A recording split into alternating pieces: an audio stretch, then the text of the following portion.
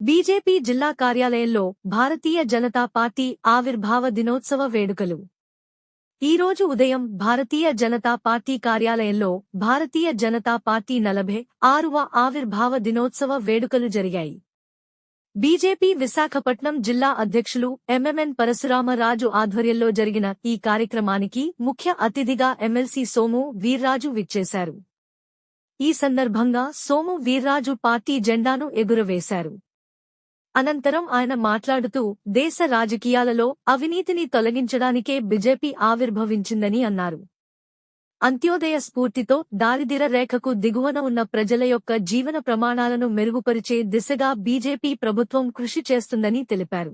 ఈ సందర్భంగా జిల్లా అధ్యక్షులు ఎంఎంఎన్ పరశురామరాజు మాట్లాడుతూ పార్టీ ఆవిర్భావానికి దారితీసిన పరిస్థితులు, దేశంలోని అన్ని వర్గాల అభ్యున్నతి కొరకు పార్టీ చేపట్టిన వివిధ సంక్షేమ పథకాలు, అభివృద్ధి కార్యక్రమాల గురించి వివరించారు.